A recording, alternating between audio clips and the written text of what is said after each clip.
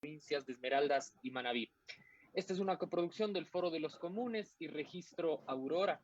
Les recordamos que pueden seguirnos en nuestras redes sociales y distintas plataformas digitales como son Facebook, Twitter, Instagram, Spotify, Evox y YouTube como Frente Radiosa. Hacemos llegar, como siempre, también nuestro agradecimiento a Línea Dura, medio de comunicación digital ubicado en Nueva Jersey, quienes retransmiten este espacio radial para la comunidad migrante allá en los Estados Unidos. A la coordinación técnica desde los estudios centrales con Ronnie y a todo el equipo de producción del programa, en particular a Santiago Criollo en los controles. Hoy buscamos promover la discusión y el análisis respecto al escenario político del país en este cierre de año. Tras los últimos hechos, sobre todo lo ocurrido en la Asamblea Nacional con la entrada en vigencia de la ley tributaria, la ausencia de fiscalización en el caso Pandora Papers y la actuación del oficialismo, nos preguntamos entonces a qué se debe la errática actuación de las distintas fuerzas denominadas como oposición a este régimen y si es esto una victoria del mismo o una renuncia de las primeras. Para ello, hoy nos acompañan Gabriela Rivadeneira, expresidenta de la Asamblea Nacional, Pablo Dávalos, economista y docente universitario, Soledad Stoessel y Agustín Burbano de Lara, ambos sociólogos. Aquí iniciamos Frente Radiosa, porque la política no es karma, sino democracia. Bienvenidas, bienvenidos. Política de frente, porque la política es cambio y conflicto.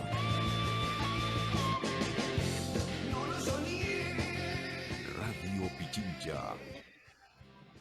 Como lo decíamos en líneas anteriores, entonces con lo ocurrido durante las últimas semanas en la Asamblea Nacional se ha abierto una intensa discusión respecto al escenario político y la actuación de las distintas fuerzas.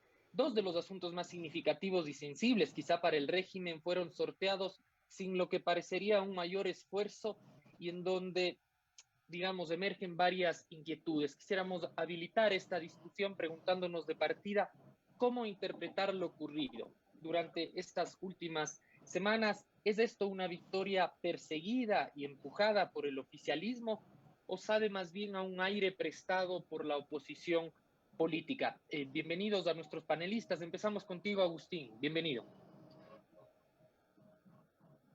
Hola Yura, qué gusto estar aquí en Frente Radiosa, qué gusto compartir espacio con Soledad, con Gabriela, con Pablo. Muchísimas gracias por la invitación y qué gusto siempre que estoy en Radio Pichincha lo digo, qué gusto estar en esta radio. Es una radio que ha sido perseguida, hostigada, asediada por el gobierno nacional, así que qué gusto estar aquí y que sigamos al aire.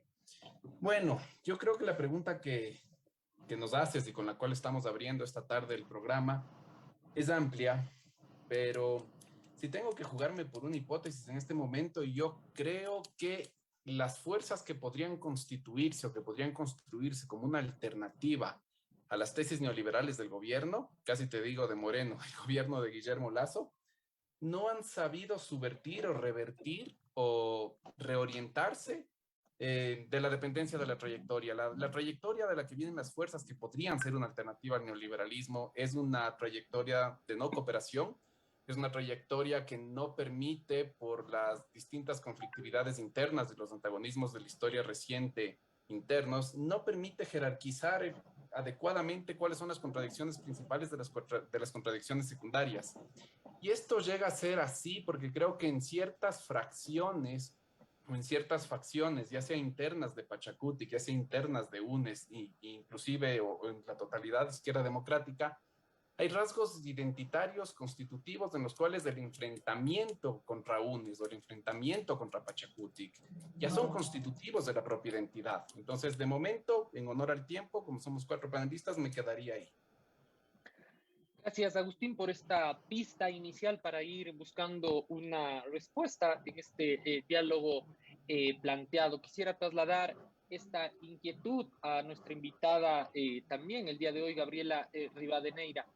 Gabriela, Agustín ha insistido en esta, o ha puesto sobre la mesa esta idea de una trayectoria de no cooperación en la suerte de pensar una oposición, digamos, más coordinada, agrupada para resistir a el evidente carácter neoliberal del gobierno.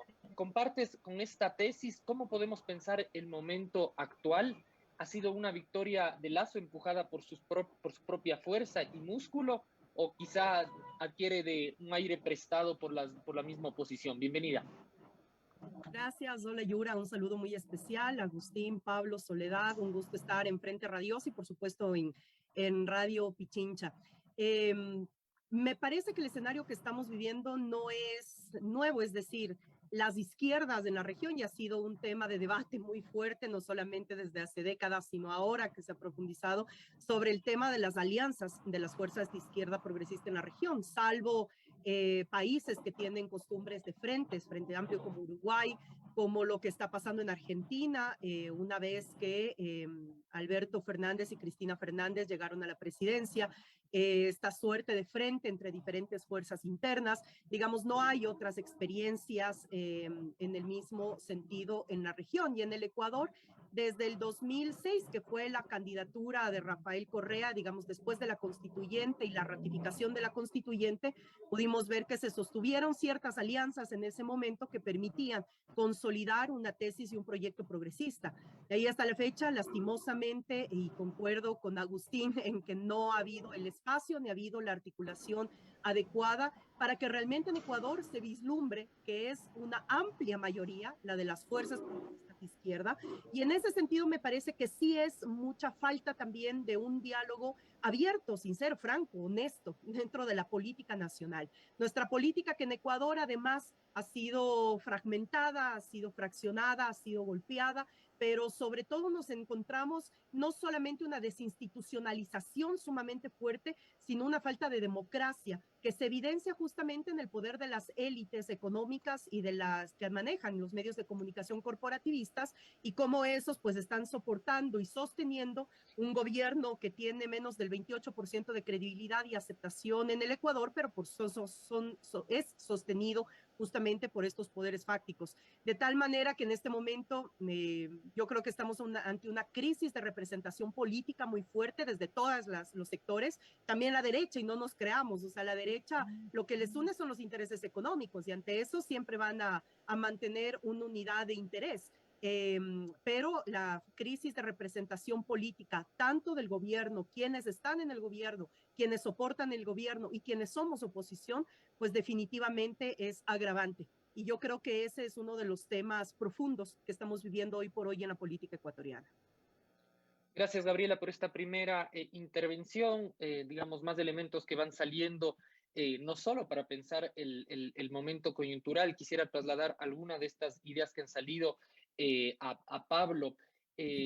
Pablo, si bien nuestra pregunta, digamos, de partida es cómo interpretar esto último que está ocurriendo en la coyuntura política, tanto Agustín como Gabriela han conectado ya con algunos elementos que quizás resultan, digamos, necesarios para pensar la lógica de la actuación de quienes se hacen llamar oposición al actual régimen. Se ha hablado, uno, que no hay experiencias sostenidas de una alianza efectiva.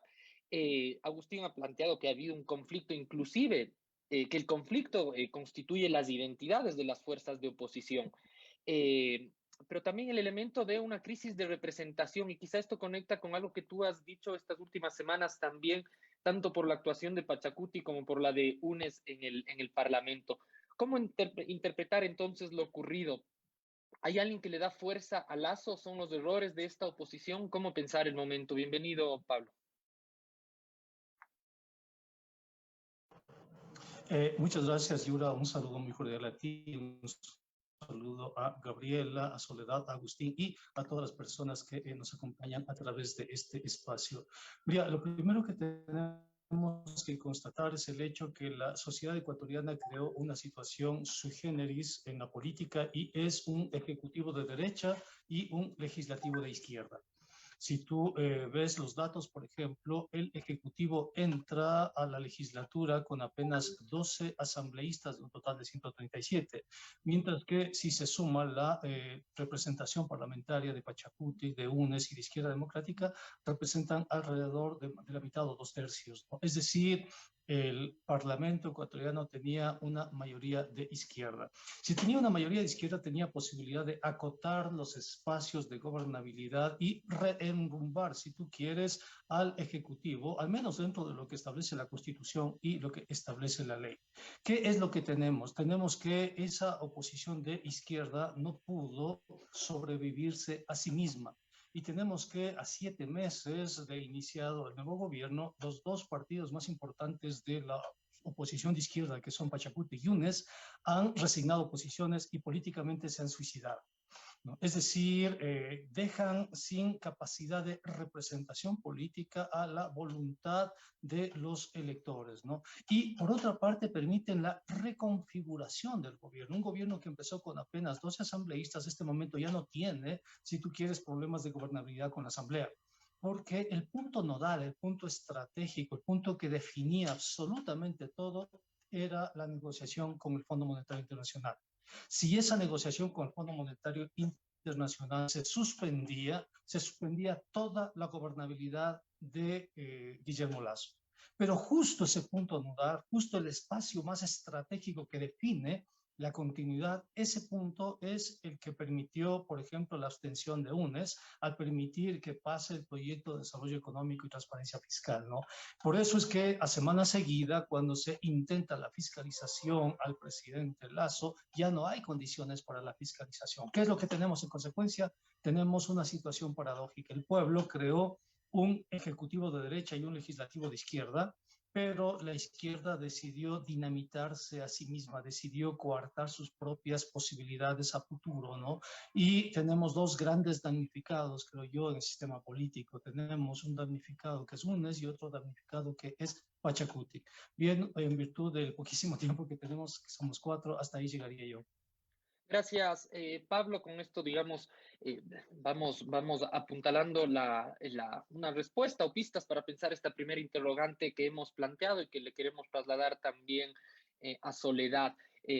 Quizá una idea que resulta interesante para ir contigo, Soledad, que ha manifestado Pablo, es digamos, la relación con los organismos multilaterales como una causa que no posibilitó, digamos, aglutinar a estas fuerzas reconocidas como izquierda o progresistas en el país. Ahora, ¿en qué condiciones se dan esta suerte de suicidio que ha llamado Pablo de las fuerzas progresistas y de izquierda? Es decir, muchos han hablado, y Gabriel insistía también, en las condiciones democráticas del país. ¿Por qué están pensando las distintas fuerzas que deberían ser de oposición en una suerte de negociación con el oficialismo? ¿Hay una suerte consensualista de las fuerzas, o es que, como se sostiene por distintas digamos, voces, la persecución y las condiciones de acorralamiento a las condiciones democráticas del país pasan factura? Bienvenida.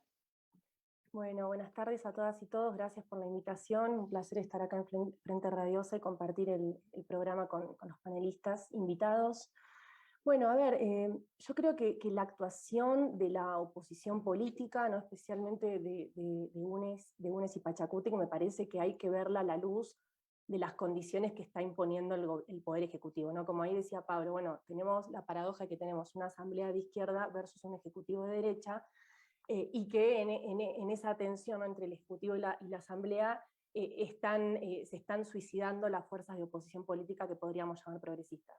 Ahora bien, si nos remitimos a lo que sucedió en la votación del 26 de noviembre, ¿no?, vemos que ahí lo que se puso de manifiesto fue primero la debilidad del gobierno de Lasso para obtener una cierta gobernabilidad, ¿sí?, ya que necesita recurrir a apoyos contrarios a su programa ideológico, incluso a sus enemigos políticos, entre comillas, como es la Revolución Ciudadana, y eso incluso le ha granjeado el rechazo de su propio círculo, ¿no?, que ven como vergonzante tener que contar con el apoyo del progresismo, ¿no? Entonces, en ese sentido se ve cierta debilidad y fragilidad de Lasso, pero al mismo tiempo vemos cierta fragilidad de las fuerzas de oposición, y esa fragilidad yo creo que se debe a las condiciones heredadas del gobierno de Moreno, ¿no?, que Lasso está usufructando, está aprovechando esas condiciones, las está profundizando, y con eso me refiero, por ejemplo, a todo el entramado, ¿no?, de control de las instituciones que deberían controlarlo al Poder Ejecutivo. Bueno, no, Lasso está logrando controlar unas instituciones de control, como por ejemplo la Fiscalía. Vemos cómo la Fiscalía inmediatamente abre un expediente ante a la comisión que está investigando el caso de Pandora Papers. El presidente no comparece ante la Asamblea, ¿no? Está, irrespetando, ¿no?, las instituciones republicanas, ¿no? Entonces, además de todo el entramado de persecución política, de violencia institucional contra cualquier atisbo de oposición política, ¿no? El presidente Lasso constantemente, cuando observa, ¿no?, que no va a tener algún apoyo ante algún proyecto legislativo, acusa, ¿no?, a ese grupo o algún asambleísta determinado de desestabilizadores, ¿no? La palabra desestabilización constantemente está en boca del presidente Lasso. Y eso nos da la pauta, ¿no?, de que son las condiciones, ¿no?, que está imponiendo el Poder Ejecutivo de mano de Lasso las que está acorralando a la oposición política a actuar de determinada forma. Y esta forma determinada de actuar yo creo que se expresa en el establecimiento de pactos cortoplacistas, de acuerdos cortoplacistas, que se remiten sobre todo a la aprobación de determinadas leyes a cambio de algo, ¿sí? Como vimos, por ejemplo, en la votación del 26 de noviembre, que se cuestionó muchísimo la actuación de abstención de UNES, de la Revolución Ciudadana, y quizá no se analizó en detalle por qué la Revolución Ciudadana ha tenido que acudir a una serie de acuerdos puntuales y evitar que sea acusado de desestabilizador por el presidente Lasso. Gracias, Soledad. Agradezco a los 4 panelistas que estamos siendo bastante puntuales en las respuestas y con esto podemos abrir, digamos, más líneas de discusión. Agustín, respecto a esto último que manifiesta Soledad, de una suerte de cortoplacismo en la lógica del juego político más institucionalizado, digámoslo así, que se ve representado en la Asamblea Nacional, y en la que, digamos, los análisis apuntan hacia una equivocación, hacia un desacierto de las fuerzas, sobre todo identificadas en la izquierda, en el progresismo, por este paraguas, digámoslo así, de cortoplacismo, y en la que, como tú has dicho, hay casi un juego de identidad, de lucha interna por desmarcarse los unos de los otros. ¿Cómo leer esto que tanto la abstención, por no decir apoyo de UNES, y la falta de votos de Pachacutic han posibilitado que, 1, pase una ley tributaria, 2, no se haga, no se haga control político por el caso Pandora Papers? Hay efectivamente entonces una negociación por detrás, un acuerdo por detrás que no está, digamos, de manera manifiesta. ¿Ganan las fuerzas políticas? ¿Cuál es el precio que tienen que pagar en esta lógica cortoplacista que ha dicho Soledad? Gracias, Yura. A mí quizás voy a variar un poquito mi respuesta porque creo que lo que podríamos llamar lógica cortoplacista tiene explicaciones más estructurales y voy a enfocarme tanto en Pachacutic como en UNES. Primero es importante recalcar algo que sí mencionó Soledad, y es que UNES está siendo ya por muchos años el blanco de una persecución política, y es una persecución política que, como no me canso de repetirlo, participa el Ejecutivo, pero también participa Consejo Nacional de la Judicatura, Corte Nacional de Justicia, Fiscalía General del Estado, Contraloría General del Estado, Asamblea Nacional, Ministerio de Gobierno, Policía Nacional, Centro de Inteligencia Estratégica. O sea, nos quedamos rezando un rosario de las instituciones del Estado, de los 4 poderes del Estado que están persiguiendo a UNES.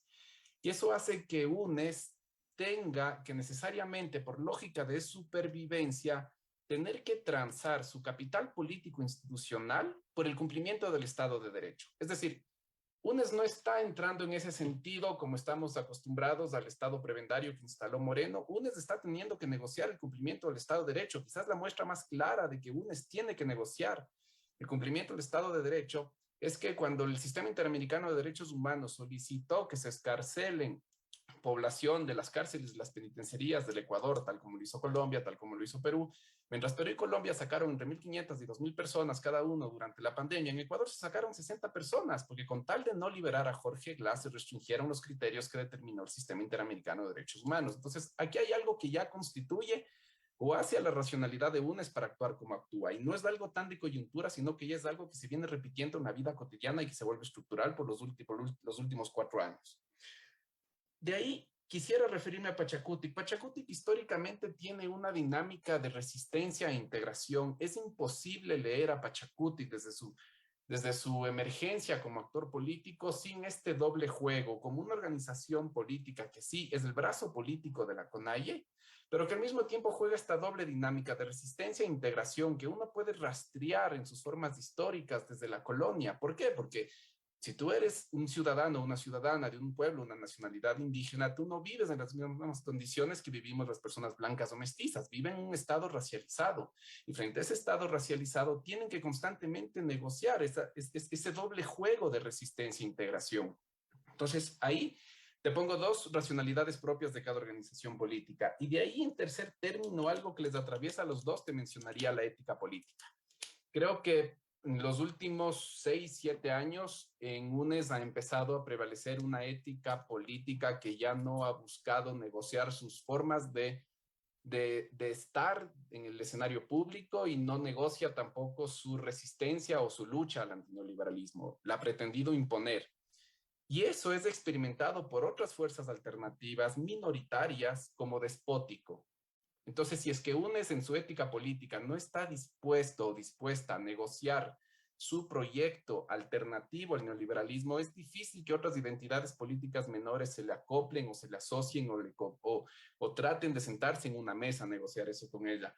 Y lo mismo te podría decir que dentro de Pachacutic hay algo que también no estamos calibrando muy bien, y es que existen en determinados enclaves territoriales de Pachacutic experiencias históricas de la historia reciente que lesionaron agendas en el proceso de despliegue del Estado de la Revolución Ciudadana. Los procesos de despliegue del Estado siempre son despóticos, por definición, históricamente. No es algo particular del correísmo, es algo de los procesos de despliegue y de penetración infraestructural de la estatalidad en el territorio.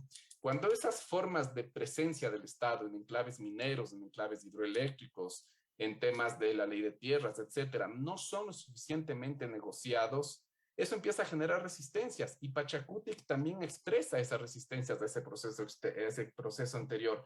Y ahí también metería el tema de la ética política, porque Pachacutic no está haciendo el ejercicio de sopesar y de priorizar cuál es la contradicción principal y cuál es la contradicción secundaria, no solo respecto del neoliberalismo o el antineoliberalismo, sino sobre las condiciones reales de realización de su proyecto político. Porque para Pachacutic, como para UNES, sería mucho más viable realizar un ejercicio político de realismo, de entender que la revolución ciudadana va a permanecer, es la primera identidad política del país y lo va a seguir siendo, aunque esté en un proceso de repliegue o de declive, lo va a seguir siendo.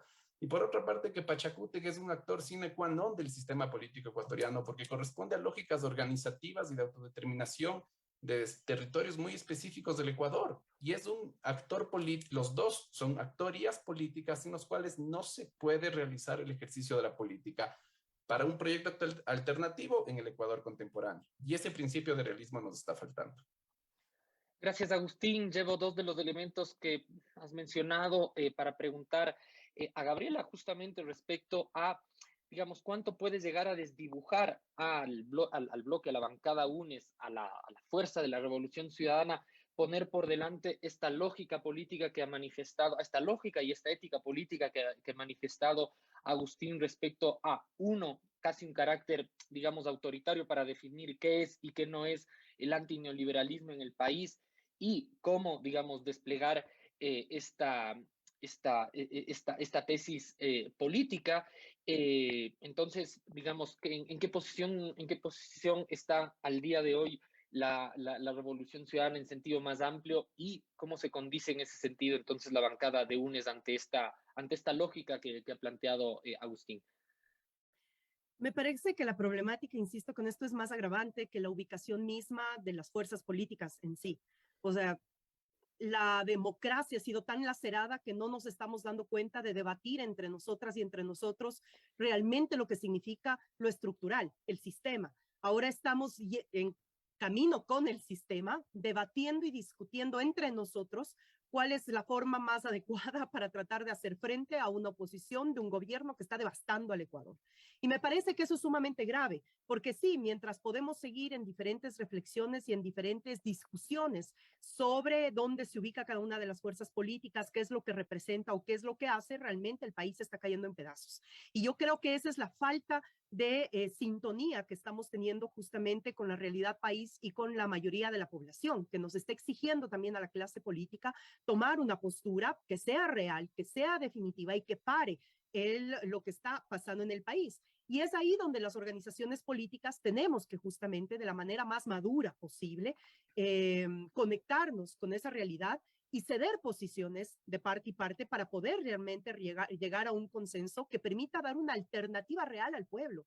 Yo creo que en esa crisis de representación que decía hace un momento, uno de los grandes problemas es que todos estamos justamente metidos en lo que en el 2006 llevó al Ecuador a decir mayoritariamente fuera todos. Y en ese sentido me parece que la responsabilidad política es superior. Yo digo ahí el proyecto de la Revolución Ciudadana, bien lo decía Agustín, está ahí. Y el proyecto es uno de los proyectos políticos que ha tenido el Ecuador más importante de su historia reciente. Y además, el que práctica y efectivamente logró transformar la historia de nuestro país.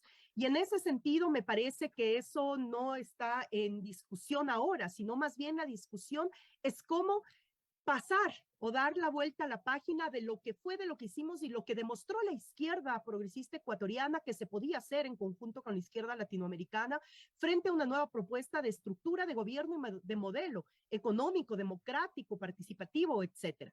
Ahora, no es solamente recordar o recordarlo con nostalgia, sino realmente plantear qué es lo que queremos en este momento para el Ecuador, cuando realmente el informe de la CEPAL nos da con uno de los países con más caída económica, agravante en la situación en la que estamos, porque crece la pobreza, crece la inseguridad, la crisis carcelaria que se convirtió en la más importante de América del Sur.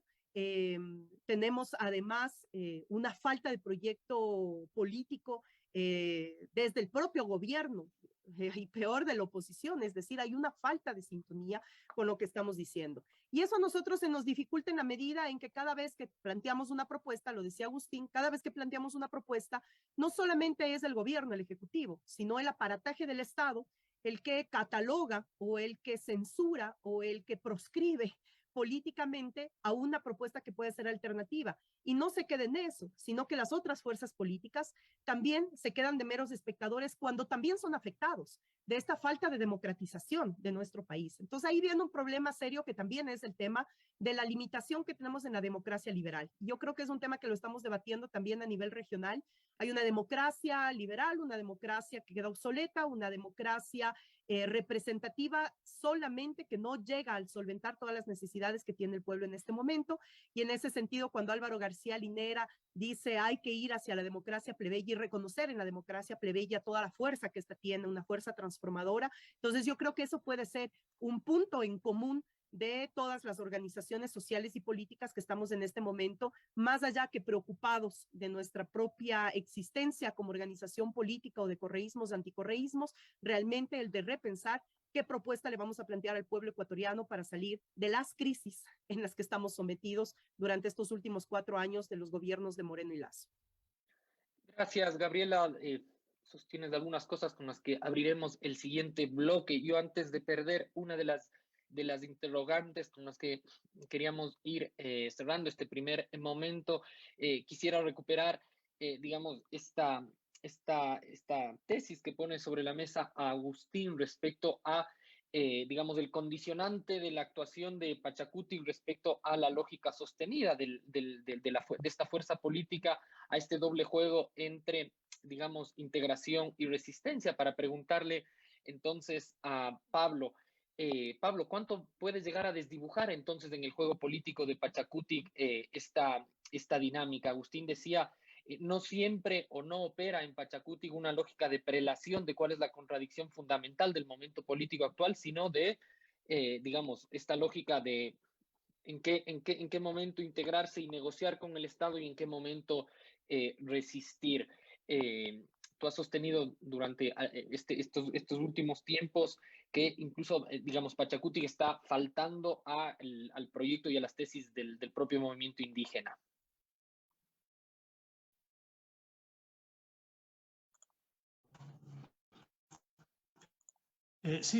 Bueno, primero que todo, porque creo que además es un tema relevante, quería aclarar un concepto, y lo vengo aclarando en todas las circunstancias que puedo, y tiene que ver con el Estado de Derecho. El Ecuador no es un Estado de Derecho, ¿no? Porque el Estado de Derecho significa la primacía de la ley y el orden. El Ecuador es un Estado constitucional de derechos y justicia, donde lo más importante es el derecho.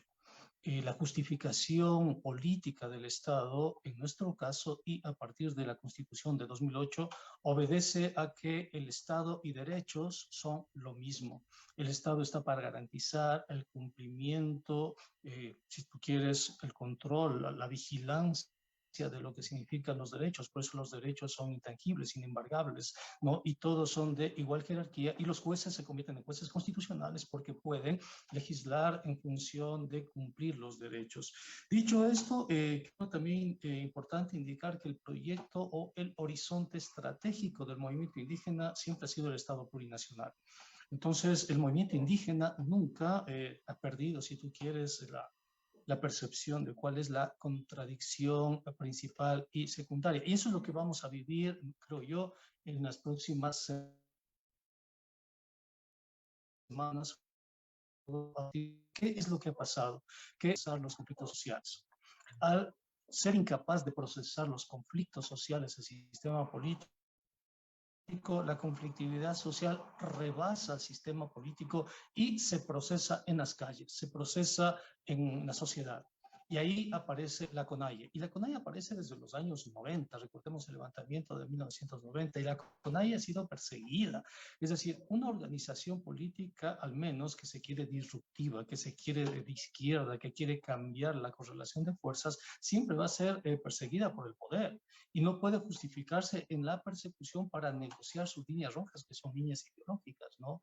Entonces la CONAIE está absolutamente clara que la Asamblea Nacional no pudo contener el conflicto político, y el conflicto político tiene que ver con el neoliberalismo y la radicalización del neoliberalismo. ¿Hacia dónde va el conflicto político? A las calles. ¿Qué significa eso? Significa movilización social. ¿Qué es lo que va a hacer la CONAIE? Va a movilizarse, ¿no? Y lo va a hacer a partir del mes de enero del próximo año.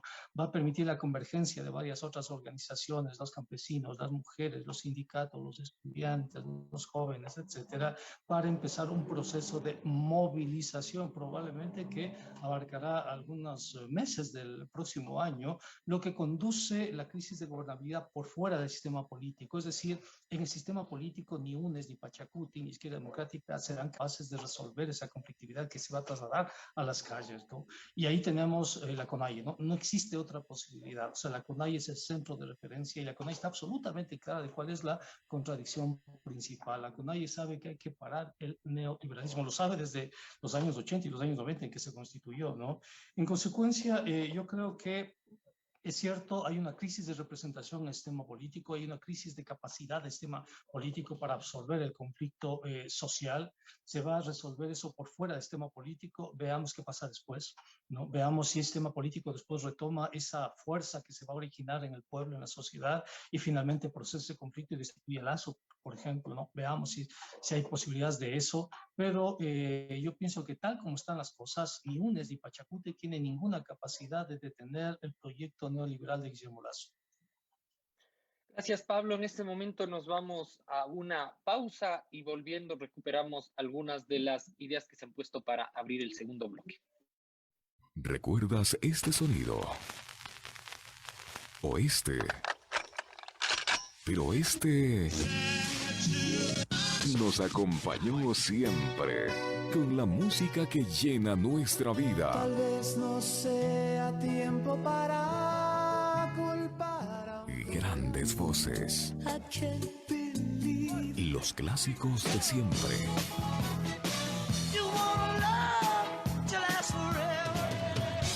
Clásicos Pichincha, de lunes a viernes 21 horas y domingo 22 horas. Producción Javier Bisuete. Por la 95.3 FM y 94.5 FM al noroccidente de Pichincha. Thank you so much. Los oyentes del mundo según el rock and roll opinan sobre el programa. Yo no entiendo cómo Radio Pichincha financia esa desfachatez de programa con comentarios horrorosos y música del diablo. ¡Cállese, botarate! El mundo según el rock ofrece la mejor selección de música oscura, poderosa, épica, para expiar tus miserias a punta del mejor rock de todas las épocas. Escúchanos en Radio Pichincha los días miércoles a las 8 de la noche. La mejor música desde la delta del Machancara a la delta del Mekong.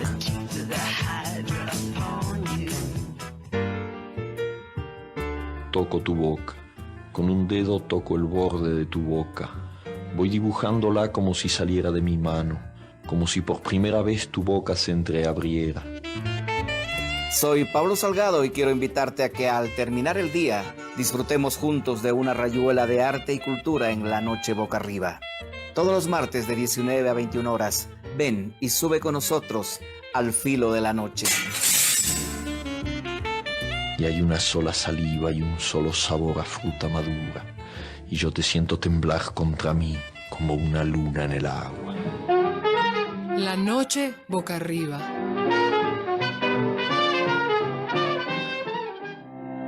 Oye, deja de pensar tanto y plásmalo. Tus ideas, iniciativas y creatividad son válidas. Tienes la gran oportunidad de participar con tu proyecto en Radio Pichincha, la radio de todos. Extendemos el plazo de inscripciones del concurso de coproductores hasta el 18 de diciembre, para que el sueño de tener tu propio programa se haga realidad en el 2022. Encuentra los requisitos en www.radiopichincha.com.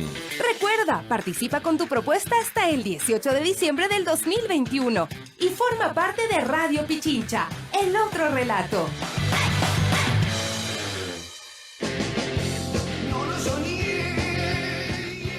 Radio Pichincha. Volvemos con más de Frente Radiosa y en la discusión que hemos planteado desde el inicio de este programa, en el que buscamos respondernos a qué se debe la errática actuación de las distintas fuerzas denominadas como oposición al régimen de Lasso, y si es esta una victoria del régimen propio o una renuncia de las mismas fuerzas. Tanto Gabriela en el bloque anterior dejaba ya abierta una de las líneas con las que quisiéramos discutir este segundo bloque respecto a, digamos, la limitación que tiene el mismo escenario, digamos, de la democracia representativa y su actuación en las instituciones, y quizá conecto con la intervención de Pablo en relación a cuál va a ser el rol que tengan las fuerzas sociales, las organizaciones populares, con capacidad de movilización respecto a estas respuestas que han encontrado de su representación política en el Parlamento. Así entonces nos preguntamos qué esperar de los movimientos sociales, de sus militancias, de sus simpatizantes, frente a este vacío que van dejando las organizaciones políticas, y recordando que al menos quedan más de 3 años de gobierno de Lasso. Empezamos contigo, Soledad, este bloque.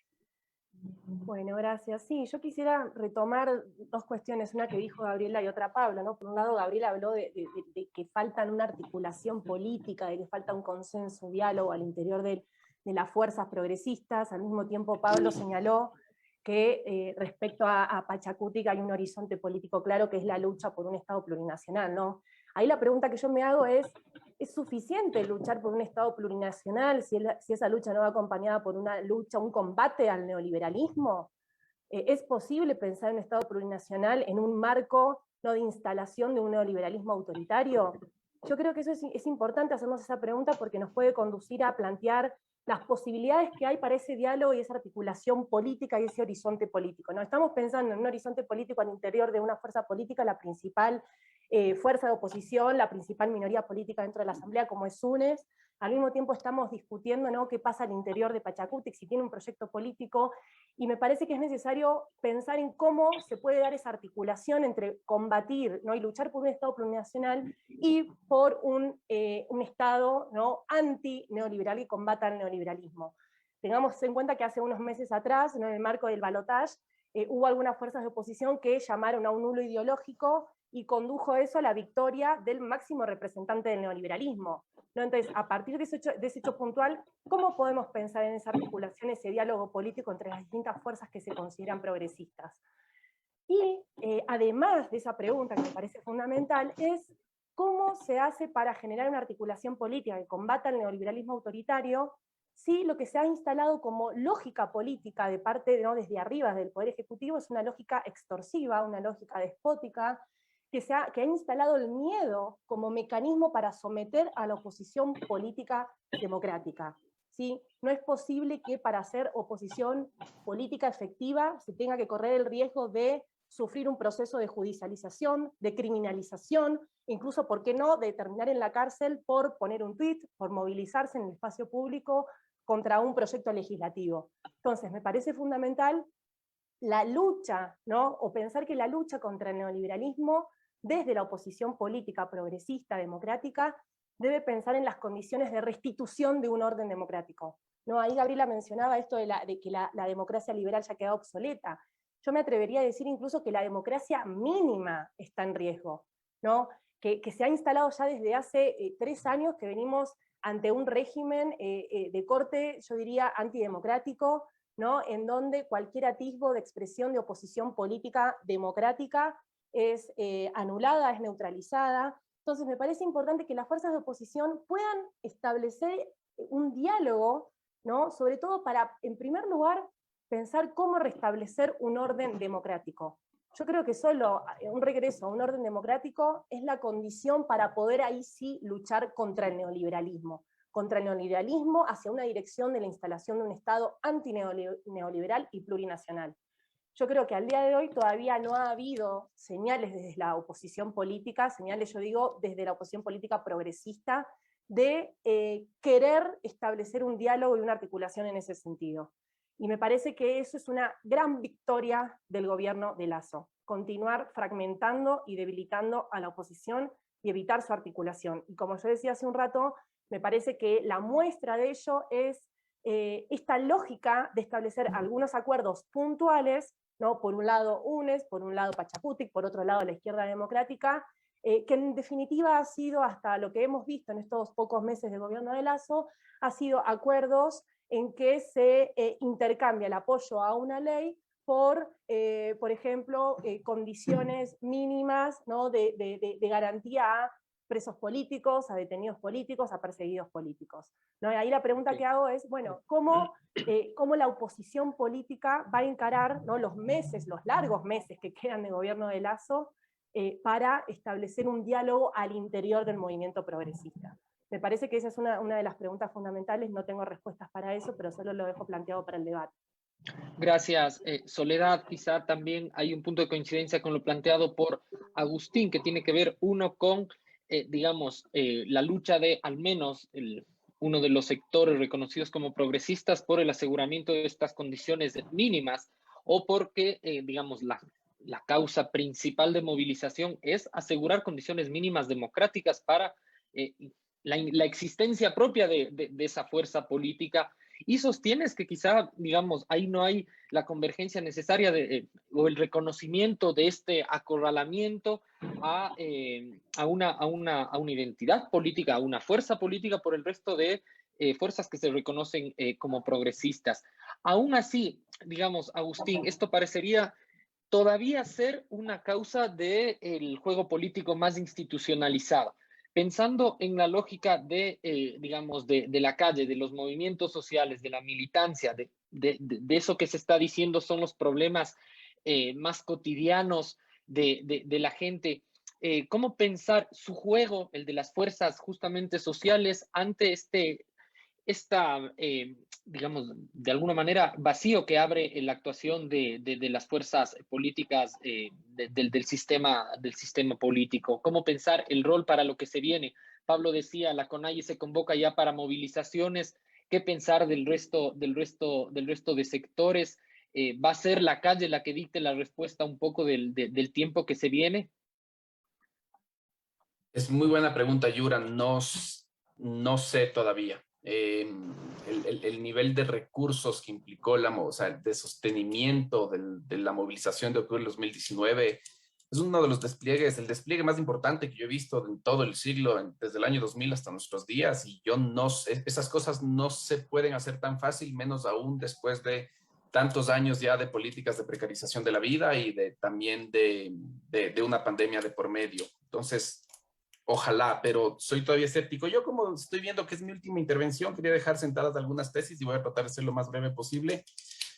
Lo primero es que es claro que la Revolución Ciudadana, los 10 años de gobierno de la Revolución Ciudadana dejaron en las ciudadanías, en esa relación tan directa entre Rafael y la Revolución Ciudadana, sus simpatizantes, un modo de entender lo público y un modo de entender la política en clave antineoliberal. Y eso no lo tiene ninguna organización política, pero es también por eso mismo que hoy en día podemos decir que la Revolución Ciudadana, con la votación de la Ley de Desarrollo Económico, con la ley de las reformas tributarias, se traicionó a sí misma. Yo, después de esa abstención, me resonó muchísimo una frase que Jaime Nebot dijo en una entrevista a los 100 días de gobierno al Universo: yo fui opositor de Rafael Correa cuando Correa era Correa. Y ahí eso te dice muchísimo también de las mutaciones y de todo lo que ha pasado internamente en la Revolución Ciudadana, obviamente también tomando en cuenta el contexto externo.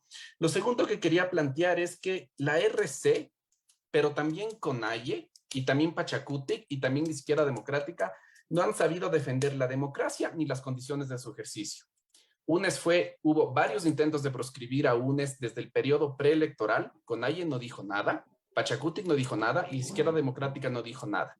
Siendo, quizás Izquierda Democrática es un poco más dudoso, pero siendo algunos cuadros de Pachacutic y sobre todo la dirigencia de la CONAIE posibles blancos o blancos reales de la persecución del Estado o de una futura proscripción política. Entonces ahí hay un error gravísimo de no saber defender la democracia y las condiciones de ejercicio de la democracia.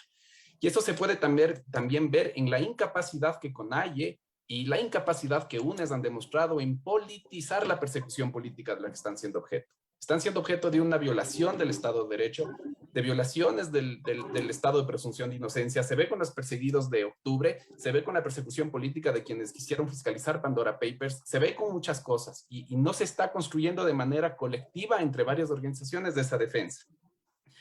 Lo siguiente que quería plantear es que es claro que Pachacutic se ha autonomizado de sus bases sociales, entendiendo estas a CONAIE, y es por eso que, claro, se puede entender lo que menciona Pablo haciendo la distinción entre CONAIE y Pachacutic. Ahí hay una autonomización de Pachacutic que lamentablemente una de las variables de la explicación de la autonomización de Pachacutic pasa por el código de la democracia. Pachacutic ya no está conformado por sujetos colectivos, solo por sujetos a título individual, y eso resta capacidad de influencia de la CONAIE dentro del partido. Por último, la voluntad política tiene que entrar en juego. Digo, a la final esto es política y el análisis político y la voluntad de las autoridades políticas es una variable a analizar. Y si es que hoy en día, después de tantos años y de tantas políticas de precarización de la vida, de instalación de un régimen neoliberal, UNES sigue votando como ha votado y Pachacutic sigue votando como ha votado, es porque la Asamblea es un jardín de infantes.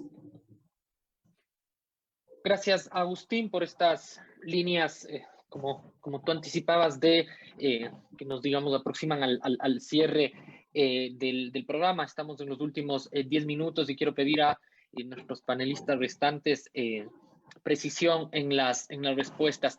Gabriela, se ha dicho, digamos, una de las dificultades de las fuerzas progresistas y de izquierda ha sido la politización de causas como la persecución política, y que revelan además unas dificultades además internas. En la Revolución Ciudadana se ha hablado mucho del precio que se tendrá o ya ha pagado por la actuación en la votación de la ley tributaria. En esta lógica de pensar hacia adelante y que, digamos, las políticas de orden neoliberal se acentúen con el paso del tiempo, ¿cómo pensar, inclusive desde la propia Revolución Ciudadana, esto que tú decías, ante un escenario de crisis de representación, de crisis de politización de causas también, a la primera minoría de la Asamblea y a la fuerza que ha marcado los últimos años de la política en el país? ¿Cómo pensar un escenario que movilice e ilusione hacia adelante y que no, digamos, tenga entrampados en cada votación de la Asamblea Nacional? Complejo, y comparto con Soledad, lastimosamente no hay respuestas tan claras sobre el panorama, tomando en cuenta todo lo que hemos conversado, que resultan problemas de la democracia, problemas del Estado de Derecho, problemas de la comprensión de la política real. A mí me parece que nos falta muchísimo comprender las nuevas estéticas y las nuevas formas organizativas que se están dando en la sociedad. Si bien es cierto, hay un anclaje muy popular dentro de esas formas organizativas, también hay nuevas estéticas, propias de las dinámicas sociales, propias de las nuevas olas y corrientes también organizativas de la región misma y que obviamente también recaen en una realidad país. Y en ese sentido, quedarnos o realmente asumir una defensiva permanente ante este ataque permanente que hemos recibido durante los últimos 4 años ha impedido muchas veces que lleguemos a comprender y a sintonizar con esas nuevas dinámicas y esas estéticas. Hoy yo creo que la Revolución Ciudadana tiene un reto importante. Bueno, al fin logró tener partido político después de 4 años de proscripción partidaria, pero yo creo que en este momento no solamente tener partido político, sino volver a una reorganización interna que sea realmente capaz de comprender estas nuevas dinámicas, de acoplarnos a dinámicas locales, también nos va a permitir, digamos, plantear una propuesta más firme. Nosotros no hemos perdido el rumbo, es decir, hemos mantenido 4 años de oposición al neoliberalismo, sea como se llame sea que se llame Moreno, Romo, Lazo, etcétera. Eso es para nosotros una lucha constante frente a un enemigo común que es el neoliberalismo. Los adversarios políticos tenemos que verlos en la cancha del debate, de los argumentos, de las ideas, de las propuestas hacia el pueblo. Y eso es lo que también el pueblo nos está diciendo ahora cuando en las encuestas muestra un bajón realmente dentro del estado de ánimo y de la credibilidad en la política misma y de la institucionalidad. En ese sentido, yo me congratulo que haya nuevo momento también de otras organizaciones políticas, así como la Revolución Ciudadana está pasando por un momento, ha pasado por un momento complejo y también en este momento en una oportunidad de reorganización. Yo celebro que la CONAIE hoy tenga una nueva postura, porque tanto CONAIE, Pachacuti como otras fuerzas también políticas se mantuvieron durante 4 años como colaboradores también del régimen de Moreno, y en ese sentido me parece que hoy la CONAIE, en este cambio de dirigencia que me parece absolutamente necesario, considerando además que muchos de nosotros, incluyéndome, empezamos a militar políticamente en Pachacuti como brazo político y partidario, digamos, de esa organización del movimiento indígena en el Ecuador. Nos congratulamos mucho de que hay una nueva representación que reoriente la finalidad misma de la organización como la CONAIE, independientemente, y en eso, Pablo, nos topamos ya en el segundo debate, creo, en este tiempo, donde sí se marcan claras las diferencias entre la dirigencia y el pensamiento, la línea política y la de conducción de la CONAIE y lo que está haciendo Pachacuti, también en la Asamblea Nacional. Por eso es que yo estoy de acuerdo en que el debate no puede recaer en las organizaciones políticas y en los partidos políticos solamente, sino que ahora hay una gran responsabilidad de estas mismas organizaciones políticas de promover a través de la organización social un verdadero debate para llegar a un consenso. Yo creo que nuestra ciudadanía y nuestro pueblo es mucho más maduro y está a la altura de las circunstancias de plantear un proyecto y una propuesta real que los partidos políticos puedan acoger. Y tal vez ese sea el punto de unión, no al revés. Tal vez estamos fallando porque tratamos de seguir la misma lógica y dinámica de la política de los últimos años, que es una disputa de los partidos políticos. Yo creo que hay que sacar la política real de los partidos políticos solamente y aterrizarla realmente en una disputa de los sentidos y del sentido común, además, con nuestra población, de la conciencia de clase. Así que me parece que ahí tenemos un reto fundamental quienes hacemos política desde otra visión y en este momento incluso por fuera solamente de nuestras propias organizaciones políticas. Gracias, Gabriela. Nos quedan poquitos minutos con quienes que quisiera destinar tanto a Pablo como Soledad en su última intervención. Pablo, mucho se ha hablado estos días sobre la necesidad de una renovación de la izquierda. Tú incluso en redes sociales has impulsado varios espacios para esta discusión. Algunos elementos los ha planteado tanto Gabriela como Agustín. ¿Cómo pensar el escenario que se viene en esta suerte de nueva izquierda con digamos, que pueda superar esto que se ha planteado, las limitaciones tanto de un clivaje que ha afectado tanto al campo popular y progresista como es correísmo, anticorreísmo, los particularismos, la lectura cortoplacista, la arrogancia que se identifica en muchas primeras líneas? ¿Cómo pensar esa nueva izquierda?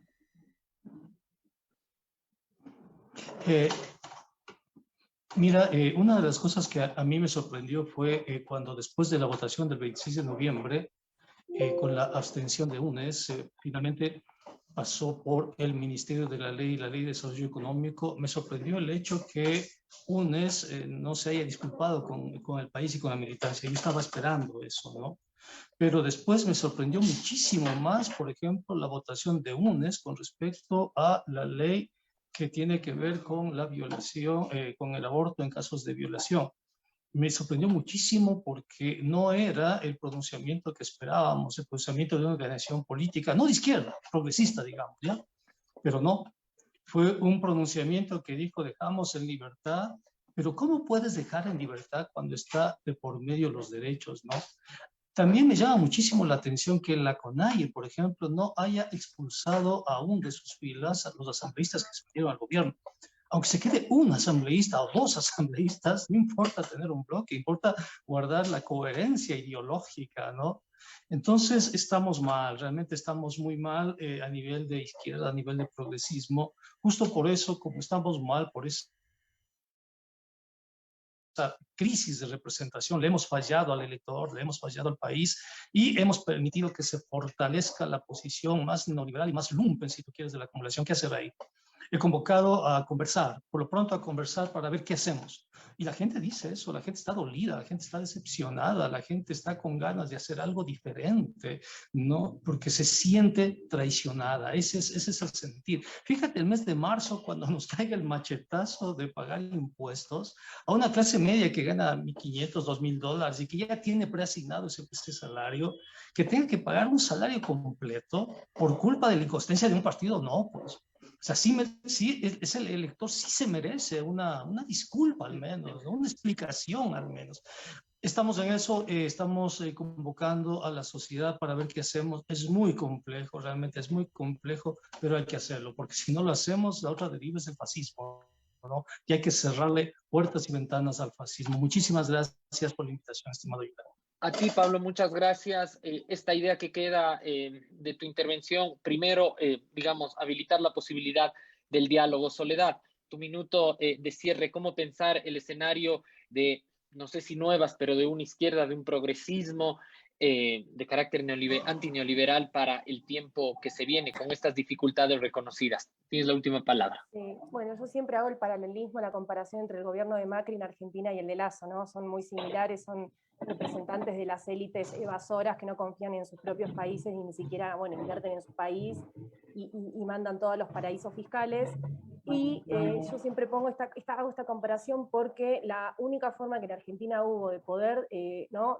a tener una victoria popular, ¿no? de superar el neoliberalismo con todas las dificultades y continuidades que hay con el neoliberalismo, fue una gran articulación del campo popular, ¿no? El Frente de Todos, liderado por Cristina Fernández, por Alberto Fernández, tuvieron, digamos, que aceptar el diálogo, la articulación con otros movimientos, otras organizaciones que quizás ideológicamente no eran muy afines, pero que pudieron articularse para establecer un horizonte político, sí, de mediano plazo. Me parece que en Ecuador se puede pensar un escenario similar, la necesidad de que las fuerzas que se consideran del campo popular y progresista puedan establecer articulaciones de mediano plazo, establecer un horizonte político común para luchar contra el neoliberalismo, y yo creo que eso se va a poner a prueba en los próximos meses cuando se debata, bueno, el tema del presupuesto de la Proforma de 2022, y reformas como la reforma laboral y otras reformas. Entonces me parece que se abre un escenario clave para las fuerzas populares y progresistas.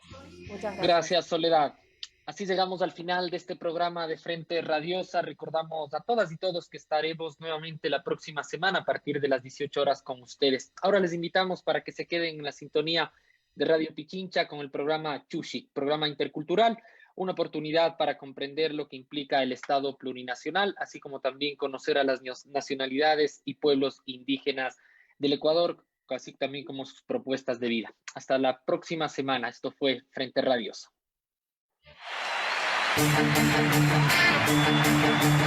Una coproducción del Foro de los Comunes, Registro Aurora y Ecuador para la